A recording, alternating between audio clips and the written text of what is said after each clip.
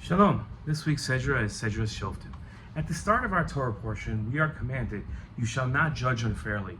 You shall show no partiality. You shall not take bribes, for bribes blind the eyes of the discerning and upset the plea of the just." In his commentary to this verse, Rashi wrote, "This is an admonition addressed to the judges, that they should not be lenient to one and harsh to the other, like letting one stand and the other sit. Because as soon as the party treated harshly observes that the judge shows more respect to his fellow, his ability to plead is hampered. As soon as the judge has accepted a bribe from one of the parties, it's impossible for him not to incline his heart to him trying to find something in his favor." The Torah teaches that the moment a person accepts a gift or a bribe intended to influence judgment, the capacity for clear and honest decision-making is compromised. This is not merely a practical warning, but a profound insight into the nature of the human heart and the demands of justice. Three interconnected reasons explain why this happens so swiftly and completely. First, the act of receiving creates an immediate sense of indebtedness. The heart, which was previously free to weigh claims on their pure merits, now feels a quiet pull towards the one who has given. Even if the gift is small and the intention seems pure, the receiver begins to look for ways to repay the kindness. Objectivity requires a heart that owes nothing to either side.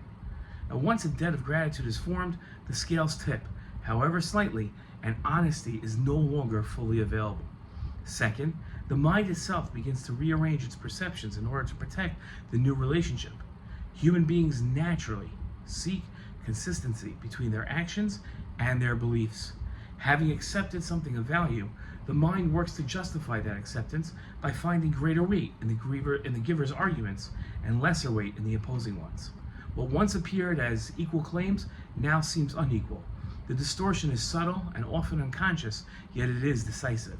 The capacity to see both sides with equal clarity has already been lost. And third, the acceptance of such a gift wounds the inner faculty that discerns right from wrong. Justice is not only an external standard, it is an internal light that must remain pure. When a person allows personal gain to enter the process of judgment, that light is dimmed. The soul, which was created to love truth for its own sake, now finds itself entangled with self-interest.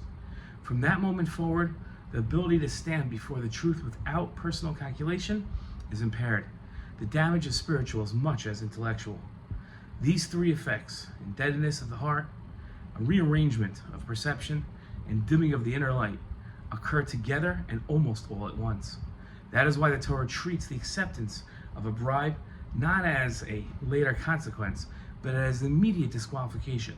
A judge, a leader, or any person entrusted with decisions must guard the purity of motive from the very first moment. Only then can truth be served without distortion, and only then can the community trust that justice is being rendered for the sake of justice alone. Today in Israel, the ancient warning remains urgent.